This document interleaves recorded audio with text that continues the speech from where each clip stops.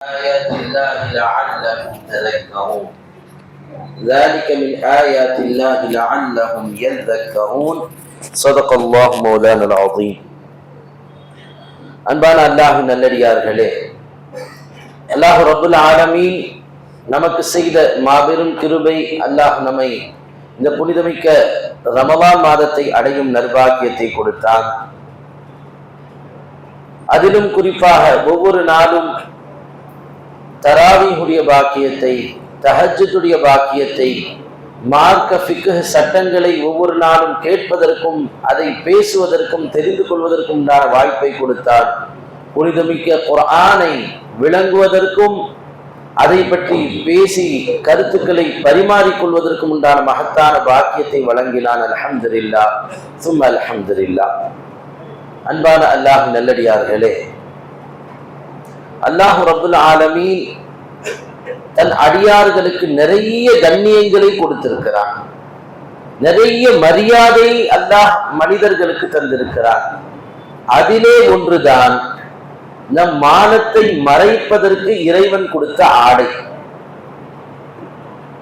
நம்முடைய உடல் வெளியே தெரியாமல் நம்முடைய கண்ணியம் வெளியே தெரிவதற்கு அல்லாஹ் தந்த ஒன்றுதான் அவன் படைப்பினத்தில் மிகச் சிறந்த ஒன்றான நம்முடைய ஆடைகள். அல்லாஹ் குர்ஆனிலே சொல்கிறான், நீங்கள் உங்களுடைய மானத்தை மறைப்பதற்கான ஆடைகளை நான் இறக்கினேன் என்று இந்த வசனத்தில் சொல்கிறார்.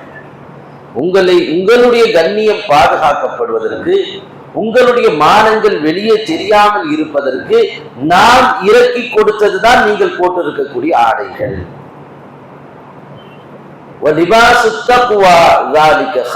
வெளிரங்க ஆடையும் நீங்கள் எடுத்துக் கொள்ளுங்கள், தக்வா என்ற ஆடையும் நீங்கள் போட்டுக் கொள்ளுங்கள்.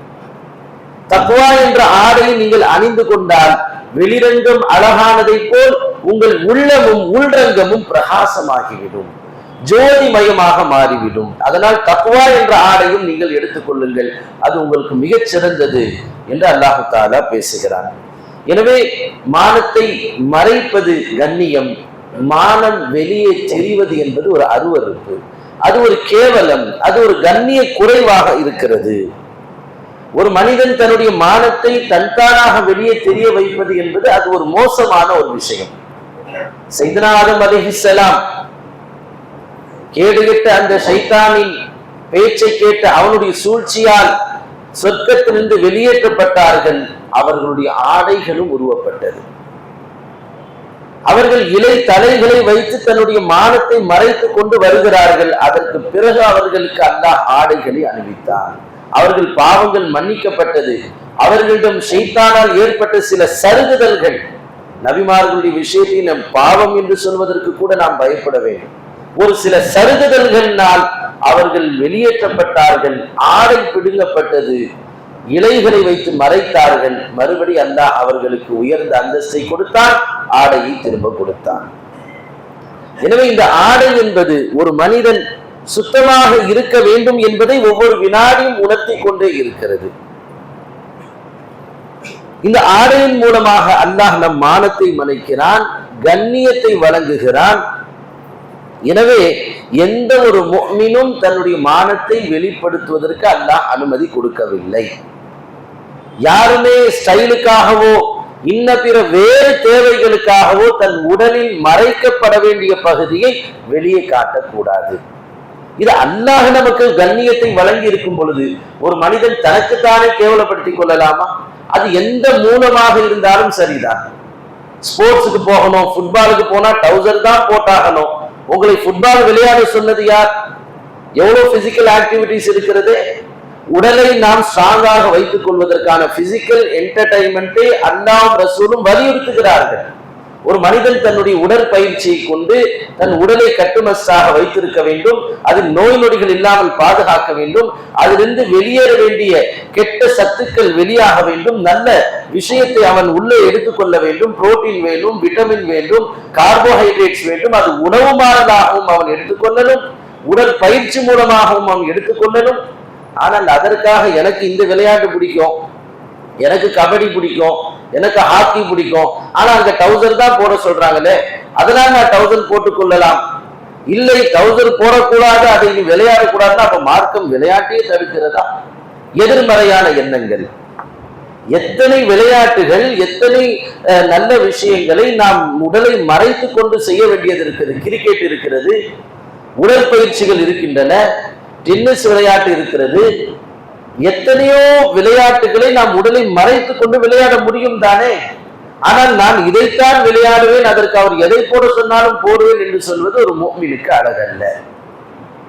இறைவனின் விருப்பத்திற்கேற்ப நம் விருப்பத்தை மாற்றிக்கொள்ளணும். ஃபுட்பால் விளையாடுவதற்கு முடியல, டவுசர் போட்டாதான் விளையாட சொல்லுவான்னு சொன்னா வேற விளையாட்டுக்கு போறது.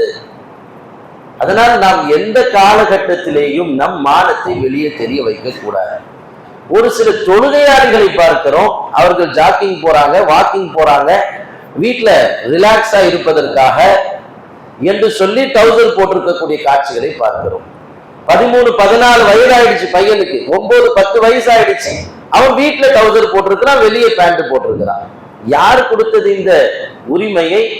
எல்லா நேரத்திலேயும் நமக்கு அல்லாஹ் மறைக்க சொன்ன அந்த உறுப்பை மறைத்தாக வேண்டும். தொப்புள் முதல் முட்டுக்கால் வரை எல்லா நேரத்திலும் ஒரு மூமின் மறைக்க வேண்டும். யுவாரி சௌஆத்திக்கும் என்று அல்லாஹ் சொல்லிட்டான். உங்களுடைய மானங்கள் மறைக்கப்பட வேண்டும், அது உங்களுக்கான கண்ணியம் என்று அல்லாஹ் சொல்கிறான். எனவே நாம் நம்முடைய அந்த மறைவிடத்தை மறைத்தாக வேண்டும்.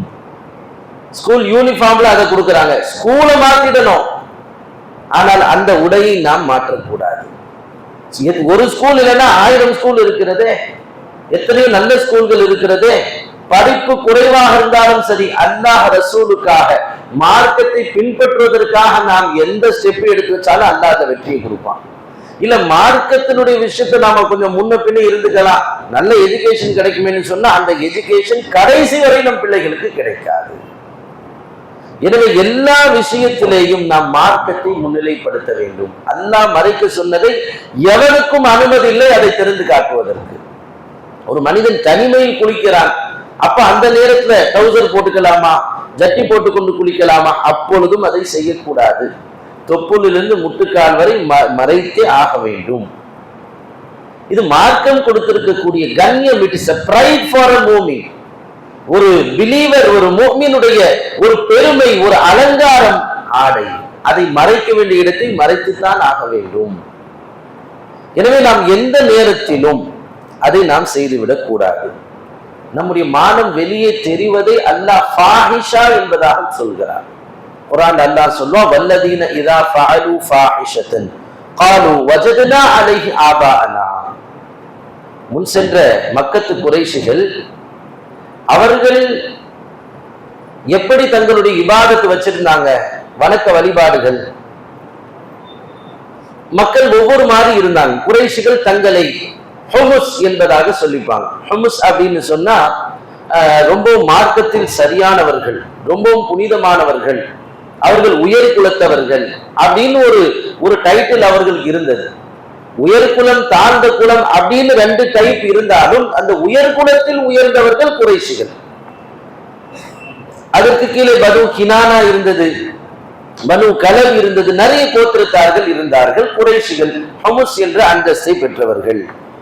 அதனால் அவர்கள் கஅபாவை தவாப் செய்யும் பொழுது அவங்க மட்டும்தான் ட்ரெஸ் போடணும், மற்றவர்கள் அவர்கள் ட்ரெஸ் போட மாட்டார்கள். ஏன்?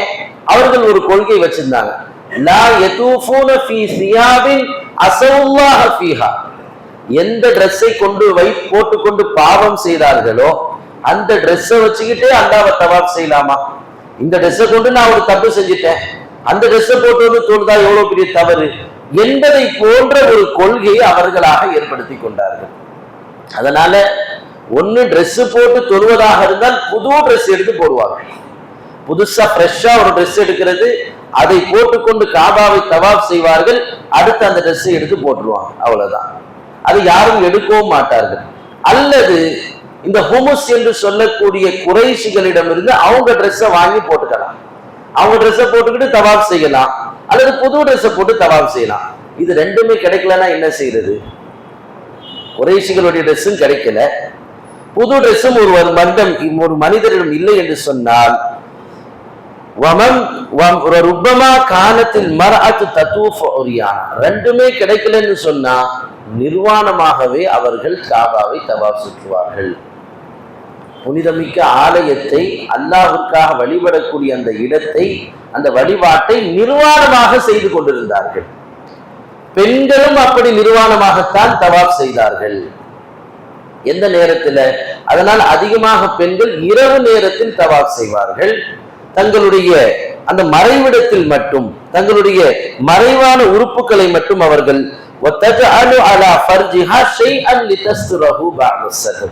ஏதாவது ஒரு பொருளை வைத்து, ஒரு சின்ன துண்டை வைத்து அதை மட்டும் மறைத்துக் கொள்வது, மற்ற மேனி முழுவதாக வெளியே தெரிய அவர்கள் காபாவை சுற்றுவார்கள். அல்லாஹ் இதை மானக்கேடானது என்று அல்லாஹ் சொல்கிறான். ஒரு மனிதனுடைய அவுரத், ஒரு மனிதனுடைய மறைக்கப்பட வேண்டிய இடம் வெளியே தெரிவது என்பது ஃபாஹிஷத், அது மானத்தை விற்குவதற்கு சமம், அது மானத்திற்கு முரணான ஒன்று. இந்த ஃபாஹிஷத் அப்படிங்கிற வார்த்தை விபச்சாரத்திற்கு அல்லாஹ் பயன்படுத்துகிறான். விபச்சாரம் செய்வது என்பதற்கு இந்த இன்ன ஸலாத் தன்ஹா அனில் ஃபஹ்ஷாஇ வல் முன்கர், தொழுகை நமக்கு விபச்சாரத்தை விட்டு பாதுகாக்கிறது, மானக்கேடானதை விட்டு பாதுகாக்கிறது. இந்த விபச்சாரம் என்ற வார்த்தைக்கு எந்த அரபி வார்த்தை பயன்படுகிறதோ நம்முடைய மானம் வெளியே தெரிவதற்கும் அல்ல அந்த அரபி வார்த்தையை பயன்படுத்துகிறார். அப்ப நாம் எவ்வளவு நம் மானத்தை சரியான முறையில் பேணி பாதுகாக்க வேண்டும். அதே நேரத்தில் அந்த மக்கள் சொல்வாங்களா, இன்னா வஜதுனா ஆபாஅனா கதாலி வல்லாஹு அமரனா பிஹா, எங்களை அல்லாஹ் இப்படிதான் பண்ண சொல்லி இருக்கிறான், எங்களை அல்லாஹ் இப்படித்தான் காபாவை சுற்ற சொல்லி இருக்கிறான். குல் இன்னல்லாஹ லா யஅமுரு பில் ஃபஹ்ஷா, எந்த நிலையிலும் இறைவன் அல்லாஹ் இப்படி ஒரு மானக்கேடை யாருக்கும் சொல்லி தர மாட்டான். கடவுளாக இருக்கக்கூடிய ஒரு மனிதனை கண்ணியத்தோடு என்னிடம் வா என்று சொல்வானா? ஆள் பாதி ஆடை பாதியாக நீ வான்னு சொல்வானா? ஒரு கடவுள் ஒரு தன்னுடைய அடியார்களை கண்ணியமாகத்தான் பார்ப்பான். இன்னைக்கு நாம பார்க்கிறோம், கடவுளை நெருங்கியவர்கள் நிர்வாணமாக வலம் வருவதை நாம் பார்க்கிறோம். அவர்கள் ஏன் அவர்கள் கடவுளை அதிகம் நெருங்கி விட்டார்கள். எந்த கடவுளும் அப்படி சொல்லுவதில்லை. அல்லாஹ் சொல்கிறான், அல்லாஹ் உங்களுக்கு இப்படி ஒரு மானக்கேடானது எப்படி அவன் ஏவ முடியும்? நிச்சயமாக அப்படி அல்ல. நீங்கள் பள்ளிக்கு வரும் பொழுதும் தொழுகைக்கு வரும் பொழுதும் அழகை நீங்கள் எடுத்துக் கொள்ளுங்கள். ஹுது ஸீனத்துக்கும் ஐந்த குல்லி மஸ்ஜிதின், ஒவ்வொரு மஸ்ஜிதிலேயும் நீங்கள் அலங்காரத்தை ஏற்படுத்திக் கொள்ளுங்கள். அது தொழுகையின் மூலமான அலங்காரம், குர்ஆன் ஓதுவதன் மூலமாக அலங்காரம், திக்ர் செய்வதன் மூலமாக அலங்காரம், தஸ்பீஹாத்துகள் ஓதுவதன் மூலமாக அலங்காரம். அதே நேரத்தில் இருக்கும் இடமும் நாம் உடுத்தும் உடையும் அலங்காரத்தோடு இருக்க வேண்டும். பள்ளிவாசலுக்கு வர்றோம், சாதாரண பழைய ட்ரெஸ்ஸை போட்டுக்கிட்டு, நைட்டு தூங்குவதற்கான ட்ரெஸ்ஸை எல்லாம் எடுத்து அந்த பனியனை போட்டுக்கிட்டு, அந்த டிஷர்ட்டை போட்டு, எந்த ட்ரெஸ்ஸோடு ஒரு ஆபீசரை நாம போய் பார்க்க மாட்டோமோ, எந்த ட்ரெஸ்ஸோடு ஒரு அதிகாரி முன்னால் நாம் நிற்க மாட்டோமோ, அந்த உடை உடுத்துக்கொண்டு நாம் அல்லாஹ்வை பார்க்க வர்றோம். இது எப்படி? இது காலையில பார்த்தா அவர் டிப்டாப்பா இருப்பார், அழகான அயன் பண்ண ட்ரெஸ், அழகான ஒரு பேண்ட்டை போட்டுக்கிட்டு அவருடைய ஃபேஸ் எல்லாம் எப்படி சூப்பரா இருக்கும். இங்க வரும்பொழுது பழைய ஒரு தொப்பி, கிழிஞ்ச ஒரு தொப்பி, வருஷ கணக்கில் பயன்படுத்துறது, அதே ஒரு பழைய சட்டை, கசங்கி போன சட்டை, அது ஒரு பழைய எந்த காலத்தில் வாங்குறதுன்னே தெரியாத ஒரு வேட்டி. யாரை பார்க்க வரோம்? ரப்புல் ஆலமீனை பார்க்க வரும் பொழுது எவ்வளவு அலங்காரமாக நாம் வரணும், எவ்வளவு குதூகலத்தோடு நாம் வர வேண்டும், எவ்வளவு உயர்வான சிந்தனையோடும் உயர்வான அழகோடும் வர வேண்டும். அதனால்தான் உலமாக்களை பற்றி சொல்லும் பொழுது சொல்வார்கள், அவர்கள் எல்லா முசல்லிக்களை விடவும் அலங்காரமாக இருக்க வேண்டும். ஒரு எம்எல்ஏ, ஒரு அதிகாரி பதவியில் இருக்கக்கூடிய ஒருத்தன் பின்னாடி பார்த்தா பெரிய கிரைம் ரிப்போர்ட் இருக்கும், அவர் ட்ரெஸ்ஸை பார்த்தா எப்பவுமே அவர் கஞ்சி போட்டு கசங்காத சட்டை வெட்டி தான் போடுவார். அவர் கிரைம் ஹிஸ்டரி எடுத்து பார்த்தார், இது இவருக்கு பொருந்துமான்னு தெரியும். ஏன் அந்த ஆடை உடுக்கிறார்? அவருடைய அந்தஸ்தையும் அவருடைய பதவியையும் அவரிடம் இருக்கக்கூடிய செல்வாக்கை வெளிக்காட்ட வேண்டும். உலமாக்கள் யார்? இந்த உலகத்தில் எந்த பட்டத்திற்கும் நிகரில்லாத ஒரு ஆலிமுடைய பட்டத்தை அவர்கள் வைத்திருக்கிறார்கள். மற்றவர்களிடத்தில் உலகத்தின் பதவியும் அந்தஸ்தும் இருக்கிறது என்று சொன்னால், உலமாக்கள் ஹாஃபில்களுடைய உள்ளத்தில் அல்லாஹ் ரசூலுடைய இல்மு ஞானம் இருக்கிறது. இந்த அந்தஸ்தும் இந்த அலங்காரமும் இந்த உடலுக்கு அல்ல, உள்ளே இருக்கக்கூடிய மார்க்க ஞானத்தினுடைய உயர்வுக்கு. உலமாக்கள் எப்பொழுதும் தங்களை கம்பீரமாக காட்டிக்கொள்ள வேண்டும், எப்பொழுதும் உயர்வான ஆடைகளை உடுத்த வேண்டும். மக்களுக்கு மத்தியிலே நான் தேவையாக இருக்கிறேன், எனக்கு ஏதாவது கொடுங்கன்ற மாதிரியான வெளிப்பாடை அவர்கள் வெளிப்படுத்தக்கூடாது. ஒரு முஃமின் எந்த நேரத்திலும் அந்த வெளிப்பாடு இருக்கக்கூடாது. பெருமானார் அல்லாஹ் குர்ஆனிலே சஹாபாக்களை பற்றி சொல்வார்கள், யஹ்ஸபுஹுமுல் ஜாஹிலு அக்னியா மினத் தஅஃஃபுஃப். சில சஹாபாக்களை பார்த்தால், சாதாரண அவங்களை பத்தி தெரியாதவங்களை பார்த்த பெரிய பணக்காரர்கள், இவர்கள் ரொம்ப பெரிய ஒரு பில்லியனியர்ஸ் மாதிரி இருக்கிறார்களே என்று அவர்கள் நினைப்பார்கள். ஏன்னா அந்த அளவுக்கு சஹாபாக்கள் தங்கள் வெளி தோற்றத்தில் அல்லாஹ் தங்களை நிறைவாக்கி வைத்திருக்கிறான் என்று வெளிக்காட்டுவார்கள். எங்களுக்கு எந்த குறையும் ரப்பு வைக்கவில்லை, அல்லாஹ் எங்களை நிம்மதியாக கம்பீரமாக வைத்திருக்கிறான் என்று வெளிக்காட்டுவார்கள். அல்லாஹ் சஹாபாக்களை பற்றி குர்ஆன்ல சொல்றான். நாமும் நம்மை அப்படித்தான் வெளிக்காட்டிக் கொள்ள வேண்டும். வெளிரங்கத்தில் அல்லாஹ் நமக்கு கொடுத்த அந்த அருளை வெளிப்படுத்த வேண்டும்.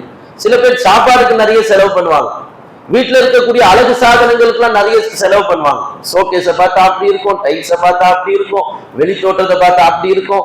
சரி, வீட்டு உள்ள இருக்கிறவர் எப்படி இருக்கிறாருன்னு பார்த்தா அவர் ஒரு கைலிய மாட்டிக்கிட்டு ஒரு பழைய பனியனோடு வெளியே வருவார்.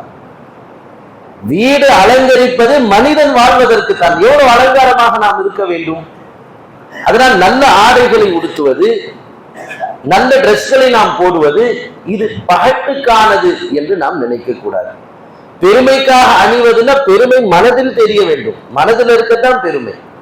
பெருமானார் ஸல்லல்லாஹு அலைஹி வஸல்லம் அவர்கள் ஒருமுறை சொன்னார்கள், லா யதுகுலுல் ஜன்னத மன் கான ஃபீ கல்பிஹி மிஸ்கால தர்ரத்தின் மின் கிபர். எந்த ஒரு மனிதருடைய உள்ளத்தில் ஒரு துளியளவு பெருமை, நான் என்ற அந்த தற்பெருமை இருக்கிறதோ அவன் சொர்க்கத்தில் நுழைய மாட்டான்.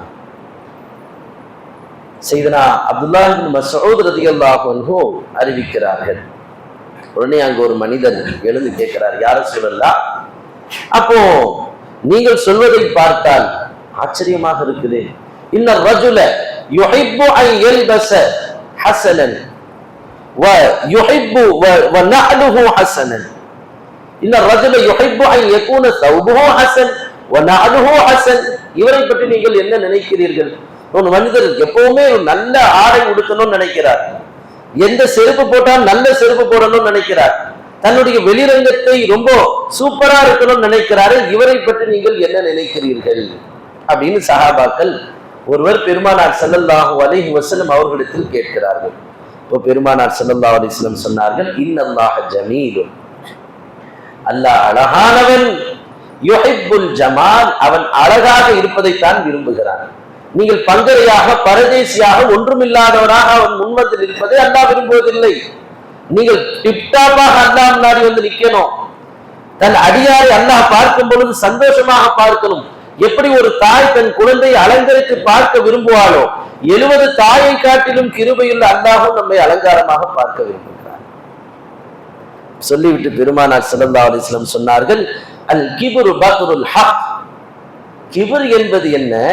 அது அல்லாஹுடைய அந்த தன்மையை தன்னதாக ஆக்கிக் கொள்வது. அல்லாஹுக்கு தான் கிபர், நான் என்ற எண்ணத்தோடு இருப்பது, இது தவறு. மக்களை சிறுமைப்படுத்துவது. ஒரு மனிதர் ட்ரெஸ் போட்டு வரார், தான் பெரிய பணக்காரர் என்பதனால் ஏழைகள் பக்கமே போறதில்லை, ஏழைகளை தொடுவதில்லை, யாரையும் பக்கத்தில் வர விடுவதில்லை, ஏழைகளோடு அமர்வதில்லை. இதுதான் கிபர். தன்னுடைய ஆடைகளை வைத்துக் கொண்டு மற்றவர்களை ஏளன பார்வையோடு பார்ப்பது, தன்னுடைய பணக்கார தன்மையை வெளிப்படுத்தி மற்றவர்களை கேவலமாக பார்ப்பது, இதுதான் தற்பெருமை என்றார்கள் பெருமானார் ஸல்லல்லாஹு அலைஹி வஸல்லம். இன்னொரு நபர் வந்தார், பெருமானார் ஸல்லல்லாஹு அலைஹி வஸல்லம் அவர்களிடத்தில் ரொம்ப அற்புதமான ஒரு ஆடை இருந்துச்சு, ரொம்ப காஸ்ட்லியான ட்ரெஸ் போட்டு வரார். பெருமானார் ஸல்லல்லாஹு அலைஹி வஸல்லம் அவர்கள் பார்த்து விட்டு கேட்டார்கள், அலக்கமானும், என்னப்பா நிறைய காசு இருக்குதா உன்கிட்ட அப்படின்னு கேட்கிறாங்க. சஹாபி மாலிக் இப்னு நவ்லா என்ற ஒரு நபித்தோழர் கேட்டவன சொன்னார்கள், யார சொல்ல அல்லாஹ் கொடுத்திருக்கிறான். நஅம். அடுத்து சொன்னார்கள், ஐயுமானின், எந்த காசு அது? நிறைய பேர் இன்னைக்கு பணக்காரர்கள், குறுகிய காலத்தில் பணக்காரன் ஆனவர்கள்ட்ட நாம் கவனமாக இருக்கணும். ஏனென்றால் அது எங்கிருந்து வந்துச்சு எப்படி வந்துச்சுன்னு தெரியாது. பெருமானார் ஸல்லல்லாஹு அலைஹி வஸல்லம் கேட்கிறாங்க, எந்த காசு வந்துச்சு உன்கிட்ட, என்ன மாதிரியான பணம் என்று கேட்கும் பொழுது அவர்கள் அழகாக சொன்னார்கள், கத் ஆதானி அல்லாஹ் மினல் இப்லி வல் கனமி வல் கைரி வல் ரகீக். அல்லாஹ் எனக்கு ஒட்டகங்களை கொடுத்தான், ஆட்டு மந்தைகளை கொடுத்தான், குதிரைகளை கொடுத்தான். அல்லாஹ் கொடுத்த பிச்சையிலிருந்து நான் இதையெல்லாம் பெற்றேன் என்று சொன்னார்கள். இங்கேதான் நாம கவனிக்கணும். காசு பணங்கள் வரும் பொழுதும் ஆடை அலங்காரங்கள் இருக்கும் பொழுதும் இதை அல்லாஹ் தந்தான் என்ற உணர்வோடு ஒரு மனிதர் அனுபவிக்க வேண்டும். பெருமானார் ஸல்லல்லாஹு அலைஹி வஸல்லம் அவர் சொன்ன அடுத்த வினாடி சொன்னார்கள், இதுவரைக்கும் அவரை துருவி கேட்டவர்கள், ஸ்க்ரூட்டனைஸ் பண்ணி கேள்வி கேட்டவர்கள், அவர் அல்லாஹ் கொடுத்தான் என்று சொன்னவுடன் சொன்னார்கள், அப்படியானால் فَإِذَا آتَاكَ اللَّهُ مَالًا فَلْيُرِ أَثَرُ نِعْمَةِ اللَّهِ عَلَيْكَ وَكَرَامَتَهُ. அப்படி அல்லாஹ் உங்களுக்கு காசு பணத்தை கொடுத்திருந்தால் அல்லாஹ் கொடுத்த நியாமத்தை வெளிப்படுத்துங்கள். இது எனக்கு ரப்பு தந்தான் என்பதை நீங்கள் வெளிப்படுத்துங்கள். அதை வீட்டில் பூட்டி வைத்து வெளியிலே பழைய கையில் ட்ரெஸ்ஸை போட்டு நீங்கள் கஞ்சத்தனப்படாதீர்கள். உங்கள் அழகை வெளிக்காட்டுங்கள். போடும் பொழுதெல்லாம் நினைத்து பாருங்கள், இது எனக்கு அல்லாஹ் தந்த அருள், இது அல்லாஹ் எனக்கு தந்த கொடை, இது அல்லாஹ் தந்த பிச்சை என்று நீங்கள் நினைத்து அல்லாஹ்வின் அந்த நியாமத்தை நீங்கள் வெளிப்படுத்துங்கள் என்று சொல்கிறார்கள். எனவே நம்முடைய ஆடை அணிகலன்கள், நம்முடைய அற்புதமான உடைகள் எப்பொழுதுமே நன்றாக இருக்க வேண்டும். சில பேரை பார்த்தா கசங்கி போன ஒரு சட்டையை போட்டுட்டு அழகா நல்ல காஸ்ட்லியான துணியா இருக்கும், ஆனால் கசங்கி போனதாக இருக்கும். எப்பவுமே அயன் பண்ணி இருக்கணும், எப்பவுமே அழகாக இருக்கணும், கரைகள் படாமல் பார்த்து கொள்ளணும். சுத்தத்தை வலியுறுத்தக்கூடிய மார்க்கத்தில் ஒரு மனிதன் பங்கரையாக இருப்பது எப்படி செட் ஆகும்? நமக்கு அல்லாஹ் இதை நமக்கு அலங்காரமாக்கி இருக்கிறான். ஒரு அடியான் தன்னுடைய நியாமத்தை வெளிக்காட்டுவதை அல்லாஹ் விரும்புகிறான். நமக்கு கண்ணியமான ஆடைகளை அல்லாஹ் கொடுத்திருக்கிறான். ஒரு இடத்திற்கு போற உலமாக்கள் எல்லாம் அங்கே இன்னொரு சகோதர சமுதாயத்தை சார்ந்த அந்த பூசாரிகளும் வர்றாங்க. அப்போ எங்களுக்குள்ள நாங்க பேசிக்கிட்டோம், அல்லாஹ் எவ்வளவு கிருபையாளன், அவனுடைய குர்ஆன் ஹதீஸை ஏந்தியதன் காரணத்தினால் எப்படி பளபளக்கும் ஆடைகளை கொண்டு அல்லாஹ் நம்மை கண்ணியப்படுத்தி இருக்கிறான். அது அவர்களை பார்க்கிறோம், எப்படி இருக்கும்? பாதி உடல் வெளியே தெரிய, கையில் ஒரு துணியை பிடித்துக் கொண்டு, மேல இருக்க துணியை இன்னொரு கையில பிடித்துக் கொண்டு, அல்லாஹ் அக்பர். நாம் அவர்களை சிறுமைப்படுத்துவதற்காக சொல்லவில்லை, அல்லாஹ் நம்மை பெருமைப்படுத்தியிருக்கிறான் என்பதற்காக நாம் சொல்கிறோம். எனவே ரப்பு தந்த ஆடை அற்புதமானது. பெருமானார் ஸல்லல்லாஹு அலைஹி வஸல்லம் அந்த ஆடையை போடும் பொழுது என்ன துஆ ஓதணும்? அல்லாஹும்ம அன்த கஸௌதனீஹி, யா அல்லாஹ் இந்த ஆடைக்கும் எனக்கும் எந்த சம்பந்தமும் இல்லை, யா அல்லாஹ் நீ இந்த ட்ரெஸ்ஸை எனக்கு கொடுத்தாய், கண்ணியமாக ஆகுவதற்கு இந்த உடையை நீ எனக்கு தந்தாய். அஸ்அலுக கைரஹு, அதில் இருக்கக்கூடிய நல்லதை நீ தா. அஸ்அலுக மின் கைரிஹி வ அஊது பிக மின் ஷர்ரிஹி, அதனால் எனக்கு ஏற்படக்கூடிய தீங்கை விட்டு உன்னிடம் பாதுகாப்பு தேடுகிறேன், அதன் நலவுகளை எல்லாம் உன்னிடம் நான் வேண்டுகிறேன் என்று பெருமானார் ஸல்லல்லாஹு அலைஹி வஸல்லம் துஆ கற்றுக் கொடுத்தார். இந்த துஆவையும் நாம் நினைத்துக் கொள்ள வேண்டும்.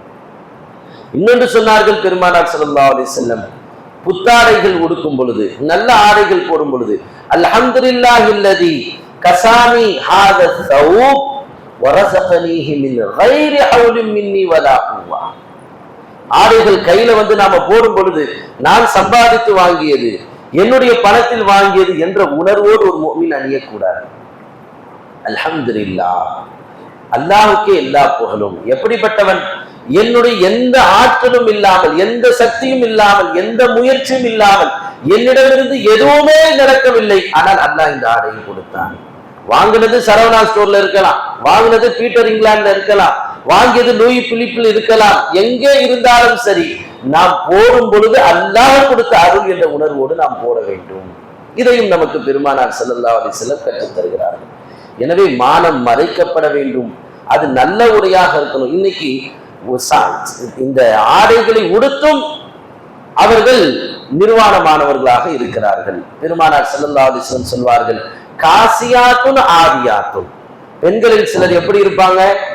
ஆடை உடுத்திருப்பார்கள், ஆனால் எதற்கு உடுத்தார்களோ அந்த நோக்கம் நிறைவேறாது. அப்ப அவர்கள் நிர்வாணமானவர்கள் தான். ஆண்களாக இருக்கட்டும் பெண்களாக இருக்கட்டும், தன் மானம் மறையாத உடை ஒரு உடையே அல்ல. கழுத்திலிருந்து இதுவரைக்கும் மறைஞ்சிருச்சு, கால் கீழே மறைஞ்சிருச்சு, நடுவுல ஜிப்பு ஓப்பனா இருந்தா எப்படி இருக்கும்? அந்த மாதிரியான சில ட்ரெஸ்களை இன்னைக்கு நம்ம பிள்ளைகள் போடுகிறார்கள். லோ ஹிப்னு ஒரு போடுறாங்க, உள்ளே இருக்கக்கூடிய ஆடைகள் வெளியே தெரிகிறது. இப்படி நாம் போடக்கூடாது. நம்முடைய மானங்கள் மறைக்கப்பட வேண்டும். உலமாக்கள் சொல்வார்கள், தோலின் நிறம் என்ன, வெள்ளையா கருப்பான்னு கூட தெரியக்கூடாது. அந்த மறைக்கப்பட வேண்டிய உறுப்புகளில் தோலின் நிறம் கூட வெளிப்படாத அளவிற்கு அது இருக்க வேண்டும். மேலும் நம்முடைய உடலினுடைய அமைப்பு, மறைவான உறுப்புகளுடைய அந்த அமைப்பு தெரியக்கூடிய அளவிற்கு டைட்டாக நாம் உடுப்பதை தடுத்துக் கொள்ள வேண்டும். இதெல்லாம் நமக்கு அல்லாஹ் ரசூல் காட்டி தரக்கூடிய வழிமுறைகள். எதற்கு? நம்முடைய கண்ணியத்திற்காக வேண்டி அவர்கள் இந்த வழிகாட்டுதல்களை தந்திருக்கிறார்கள். ஆனா இன்னைக்கு நாம யார் யாரையோ பார்த்து அவன் போடுற மாதிரி நான் போடுறேன், இவன் போடுற மாதிரி நான் போடுறேன், இவன் வச்சிருக்கிற மாதிரி நான் வச்சிருக்கிறேன், அவனுடைய ஸ்டைலை நான் எடுத்துக்கிறேன். காபிர்களுடைய ஸ்டைலை முஃமின்கள் எடுப்பது தடுக்கப்பட்டிருக்கிறது. நாளைக்கு அவன் போற நரகத்துக்கு போன்னு சொன்னா போ, ரெடியா இருப்போமா? அவர் தானப்பா நீ பெரிய உன்னை தலைவனா ஏத்துக்கிட்ட, தலைவனை கொண்டு போய் எங்க தள்ளுறனோ அங்கேயே ஒன்னையும் தள்ளுறேன்னு சொல்லும் பொழுது நாம் அதை ஒத்துக்கொள்வோமா? இப்ப யாருடைய ஆடை அணிகலன்களை, யாருடைய வழிமுறைகளை இந்த உலகத்தில் பின்பற்றுகிறோமோ நாளை மறுமையிலும் அவர்களை பின்பற்றித்தான் நாம் இருப்போம். எனவே நம் ஆடைகளுடைய விஷயத்தில் அதே போல அணிகலன்கள், தங்கம் வெள்ளி இரண்டும் ஆண்களுக்கு ஹராம். தங்கமே ஒரு காலகட்டத்தில் ஹராமாக இருந்தது. பெருமானார் ஸல்லல்லாஹு அலைஹி வஸல்லம் அவர்கள் தங்கத்தை பெண்களுக்கு ஹராமாக்கி இருந்தாங்க. ஒரு அறிவிப்பிலே நபி ஸல்லல்லாஹு அலைஹி வஸல்லம் சொல்வார்கள், ஐயுமா இம்ராஅத்துன் தகல்லதத் கலாதத்தன் மின் தஹப், எந்த ஒரு பெண் தங்கத்தில் தங்க சங்கிலி செயின் போடுகிறாரோ, கல்லதத் ஃபீ உனுகிஹா மிஸ்லஹா மினன் நார் யௌமல் கியாமா, அதே போன்ற ஒரு தங்க நெருப்பை நாளை மறுமையில் அவள் அணிவார். அதே போல ஐயுமா இம்ராஅத்தின் ஜஅலத் ஃபீ உத்னிஹா கர்னன் மின் தஹபின், அதே போல் எந்த ஒரு பெண் தன் காதுக்கு தோடு அணிகிறாளோ, ஜஅலல்லாஹு ஃபீ உத்னிஹா மிஸ்லஹு மினன் நார் யௌமல் கியாமா, நாளை மறுமையில் அதே போல் தங்கத்தாலான அந்த நெருப்பிலான தோடுகள் போடப்படும். இது கொஞ்ச காலத்தில் இருந்தது. அதற்கு பிறகு பெருமானார் ஸல்லல்லாஹு அலைஹி வஸல்லம் தங்கத்தை வெள்ளியை இரண்டையும் பெண்களுக்கு ஹலாலாக்கினார்கள். ஆண்களுக்கு தங்கம் ஹராமாக்கப்பட்டது. இப்போ வெள்ளி ஹலாலா தானே இருக்குது. நபி ஸல்லல்லாஹு அலைஹி வஸல்லம் சொன்னார்கள், தங்கத்தை ஒரு கையில் எடுத்தார்கள், வெள்ளி ஒரு கையில் எடுத்தார்கள், இது என்னுடைய உம்மத்தின் ஆண்களுக்கு ஹராம் என்றார்கள். அப்ப இது ஹலாலுன்னு ஆயிடுச்சு. ஆனால் இந்த ஹலாலான தங்க வெள்ளியை எதையெல்லாம் நாம் போடணும்னு இருக்குல்ல, பெருமானார் ஸல்லல்லாஹு அலைஹி வஸல்லம் பெண்களுக்கு ஒப்பாக அணிகலன்கள் அணிவதை தடுத்திருக்கிறார்கள். பெண்களை போல் ஒரு ஆண் ஆடை அணியக்கூடாது, ஆண்களை போல் ஒரு பெண் ஆடை அணியக்கூடாது. அதே போல் பெண்களுக்கு என்ன ஆர்னமெண்ட்ஸ் இருக்கிறதோ அவர்களுடைய அணிகலன்களை நாம் எடுத்துக்கொள்ளக் கூடாது. வெள்ளியில ஒரு மனிதன் என்ன செய்யலாம்? மோதிரம் போட்டுக்கலாம், அதுவும் வெள்ளி மோதிரம் தான் இருக்கணும். இன்னைக்கு நம்ம பிள்ளைகள் 5 ரூபா 10 ரூபா கடையில கிடைக்கிற ரிங்கு எல்லாத்தையும் எடுத்து மாட்டிக்கிறது. இந்த ஒரு விரல்ல இங்க ஒரு விரல்ல, இதற்கு மார்க்கும் அனுமதி கொடுக்கவே இல்லை.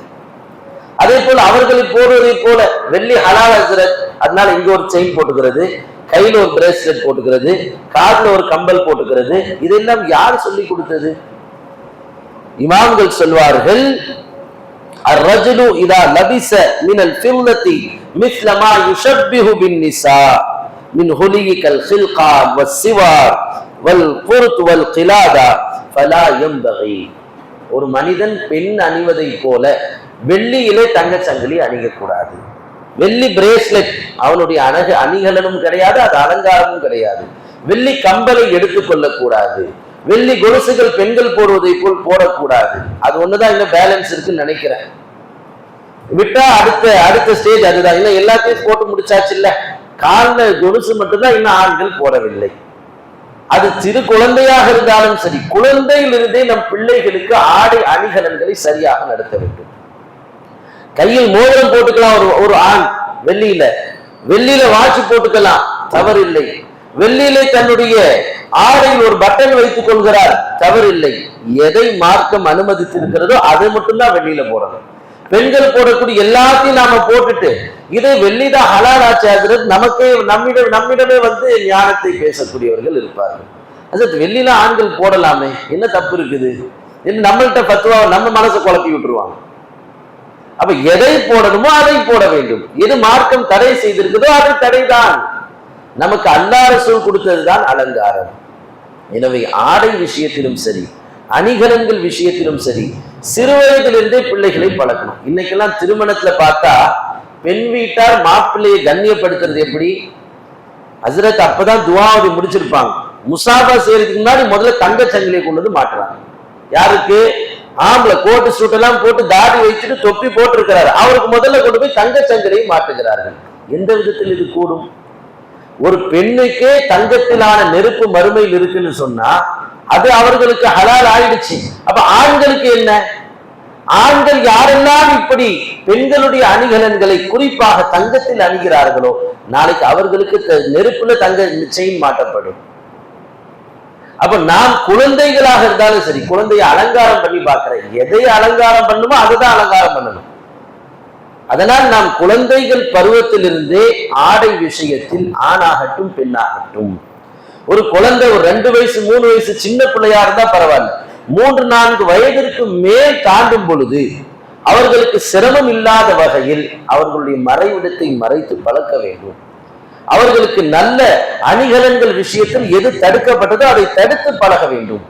அவர்கள் வளர வளர அதை அப்படியே எடுத்துக்கொண்டு அவர்கள் செல்வார்கள். எனவே அல்லாஹ் நமக்கு தந்த இந்த அற்புதமான கண்ணியத்தை நாம் பேணி பாதுகாக்க வேண்டும். அதை எப்பொழுதும் அலங்காரமாக அழகாக ஆக்கிக் கொள்ள வேண்டும். அல்லாஹ் நமக்கு கொடுத்த அந்த நியாமத்தை வெளிப்படுத்த வேண்டும். நபிகளால் சொல்லி தந்த வழியில் நாம் அதை வெளிப்படுத்த வேண்டும். நம்முடைய மானம் மறைவதற்கான எல்லா வழிமுறைகளும் ஏற்படுத்த வேண்டும். இந்த உலகத்தில் எந்த காரியமாக இருந்தாலும் சரி, நமக்கு அல்லாஹ் ரசூல் சொன்னதற்கு மாற்றமாக வழிகாட்டினால் அதை விட்டு மார்க்கம் சார்ந்த வழியில் நாம் இருக்கும் பொழுது கண்ணியமும் மரியாதையும் இறைவனின் பொருத்தமும் ஒரு சேர நமக்கு ஈருலகில் கிடைக்கும் என்பதில் எந்த சந்தேகமும் இல்லை. அல்லாஹ் அத்தகைய நற்பாக்கியத்தை நமக்கு வழங்கி அருள்வானாக. ஆமீன். வஆகிரு தஅவானா அனில் ஹம்துலில்லாஹி ரப்பில் ஆலமீன்.